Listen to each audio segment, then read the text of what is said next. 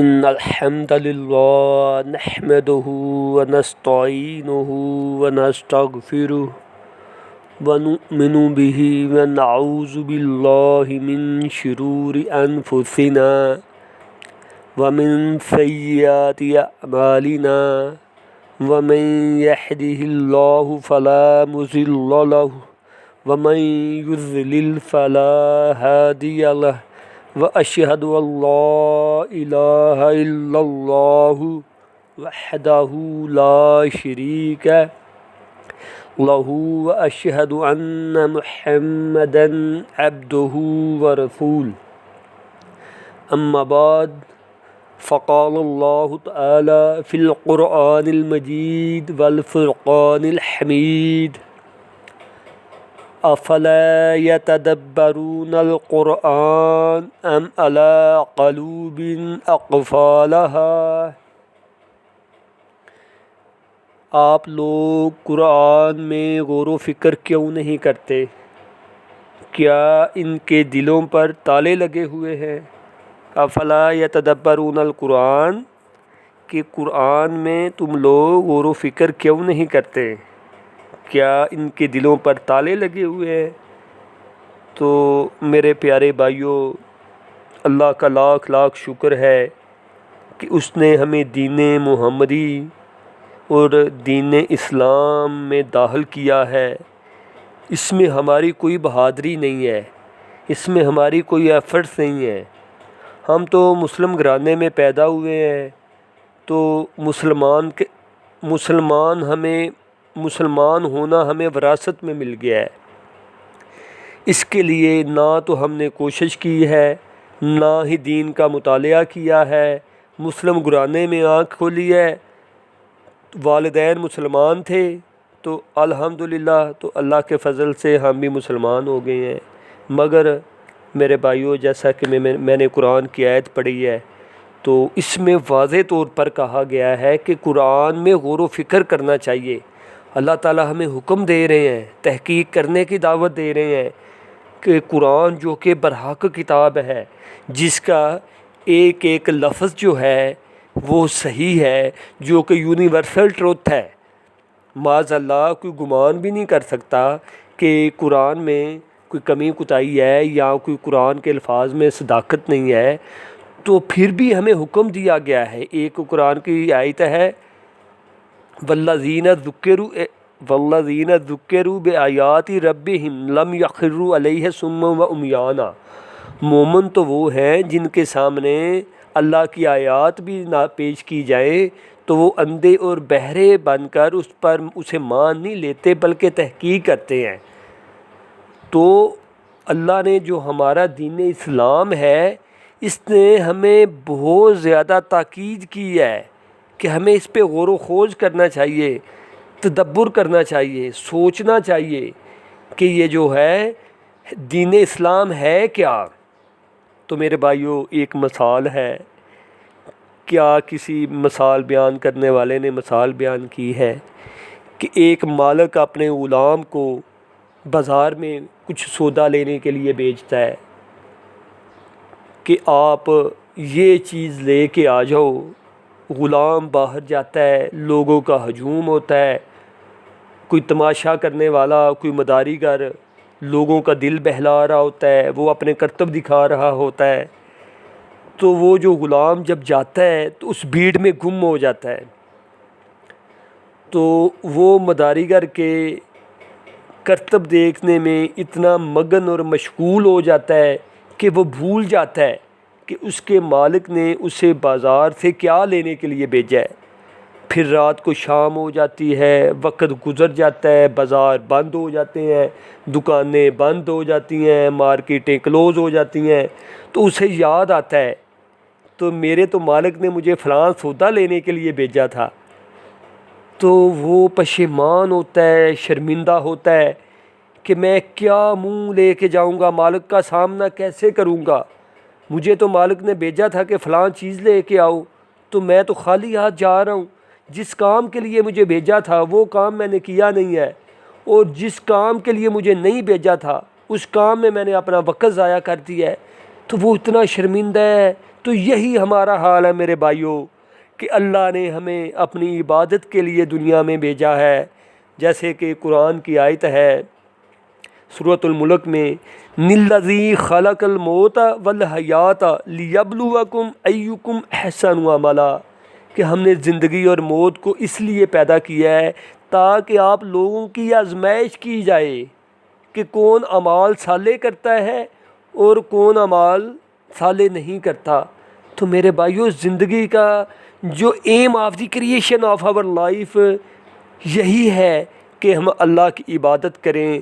زندگی میں اللہ نے آزمائش کے لیے ہمیں بھیجا ہے.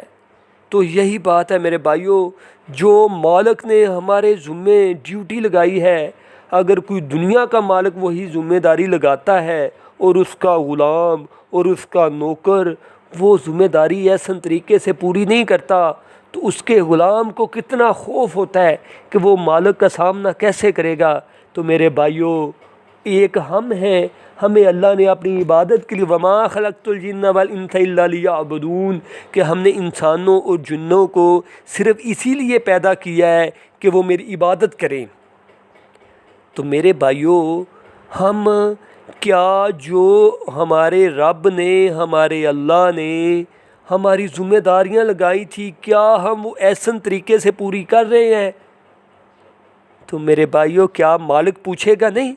جو دنیا کا مالک ہے اگر وہ ہم سے پوچھے گا تو جو رب العالمین ہے، جو تمام جہانوں کا مالک ہے، جو خالق ہے، جو دستگیر ہے، جو مشکل کشا ہے، تو کیا وہ ہم سے پوچھے گا نہیں کہ میں نے آپ کو کس کام کے لیے بھیجا تھا اور آپ دنیا میں کیا کر کے وقت کہاں پہ گزار کے برے کاموں میں گزار کے آئے ہو یا میری بندگی میں گزار کے آئے ہو؟ تو میرے بھائیوں ابھی وقت ہے، اللہ کا شکر ہے کہ اللہ کے نزدیک دین اسلام ہے. اللہ کا لاکھ لاکھ شکر ہے کہ یہ ہمیں وراثت میں مل گیا ہے. ہماری اس میں کوئی بہادری بھی نہیں ہے کہ مگر میرے بھائیوں، میرے بزرگوں، میرے دوستوں، یہ اب ہماری ذمہ داری ہے. It's our obligation and liability to research true Islam. جو اسلام کی اصل حقیقی اسلام ہے، جو قرآن کا پیغام ہے، اب ہمیں تحقیق کرنی چاہیے. اب ہمارا یہ فرض ہے کہ جو قرآن ہے اس کے معنی اور مفہوم کے مطابق اس پر عمل کیا جائے. جیسا کہ اسلام نے، قرآن نے ہمارے اوپر جو ذمہ داریاں لگائی ہیں، جو بندشیں لگائی ہیں، ہمیں ان کو فالو کرنا چاہیے. اسلام کا جو اصل حقیقی مطلب ہے وہ ان کے بارے میں آگہی حاصل کرنا، شعور حاصل کرنا، یہی ہماری ذمہ داری ہے. تو میرے بھائیوں دنیا کی زندگی یہ تو انتہائی قلیل ہے، یہ ختم ہونے والی ہے، یہ لامحدود نہیں ہے، یہ فنٹ ہے. کسی وقت بھی دنیا میں سب سے جو ناقابل اعتبار چیز ہے وہ میرے بھائیوں زندگی ہے. دیکھیں نا، دادا زندہ ہوتا ہے، پوتا فوت ہو جاتا ہے، باپ زندہ ہے، بیٹا فوت ہو گیا. اور میرے بھائیوں آنے کی ترتیب ہے، جانے کی ترتیب کوئی نہیں ہے. تو یہ جو لمحات ہیں ان کو غنیمت جاننا چاہیے، اللہ کا شکر ادا کرنا چاہیے.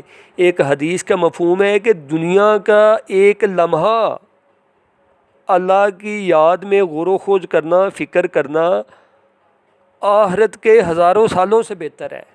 یعنی اگر جو آج ہم نے اللہ کی یاد میں اللہ کے دین کو سمجھنے کے لیے جو محنت کر لینی ہے، جو ٹائم گزار دینا ہے، وہی آخرت میں ہمارے کام آئے گا. آخرت میں ہزاروں سال گزر جائیں گے، لاکھوں سال گزر جائیں گے، تب ہم روئیں، گریہ زاری کریں، پچھتائیں، میرے بھائیوں تب کوئی فائدہ نہیں ہوگا. آج وقت ہمارے پاس ہے، آج ہمیں غور و خوض کرنا چاہیے، اللہ کا شکر ادا کرنا چاہیے کہ ہمیں اللہ نے مسلمان بنایا ہے. We are Muslims. اتنے زیادہ مذاہب ہیں، کرسچن ہیں، یہودی ہیں، بدھ مت والے ہیں، زرتشت ہیں، کوئی دہری ہیں، کچھ اللہ کو مانتے ہیں، کچھ اللہ کو نہیں مانتے، مگر اللہ کا جو پسندیدہ دین ہے وہ دین اسلام ہے. تو اللہ نے یہ ہمیں دین اسلام کے لیے چنا ہے، تو ہمیں اللہ کا شکر گزار ہونا چاہیے. اب جو حقیقی اسلام ہے، جو حقیقی اسلام کی تعلیمات ہیں، یہ ہماری ذمہ داری ہے، یہ ہمارا فرض ہے ہمارا فریضہ ہے کہ ہم اس صحیح اسلام کو سمجھیں اور اس کے لیے تحقیق کا دروازہ جو ہے وہ کھلا ہونا چاہیے۔ میرے بھائیوں، تحقیق کرنی چاہیے۔ اللہ للہ قرآن کو ترجمے کے ساتھ پڑھیں، سمجھ کر پڑھیں۔ میں یہ نہیں کہتا کہ قرآن مجید عربی نہ پڑھیں، عربی بھی پڑھیں اور سمجھیں کہ قرآن ہمیں تعلیم کیا دے رہا ہے، قرآن ہمیں کیا رہا ہے۔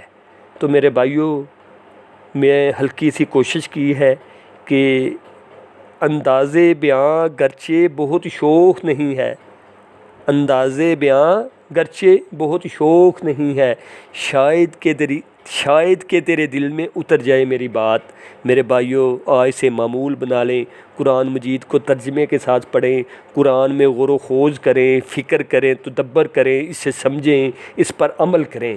تو میرے بھائیوں، دین کو سمجھنے کی کوشش کریں۔ یہ نہیں ہے کہ جو وراثت میں ہمیں عقیدہ یا مسلک مل گیا ہے ہم نے اسی پہ رہنا ہے۔ الحمدللہ ہم پڑھے لکھے ہیں، آج کل تو اتنی زیادہ فیسلٹیز ہیں، سہولتیں ہیں، انٹرنیٹ ہے آپ کے پاس ہے، قرآن مجید ترجمے والے ہیں، تو ہم سب کو تحقیق کرنے چاہیے۔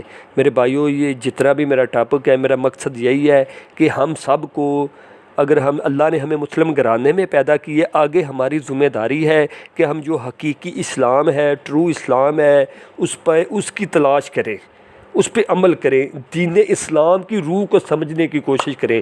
اللہ مجھے اور آپ سب کو حقیقی اسلام پر عمل کرنے کی توفیق دے۔ وما علینا الا البلاغ المبین۔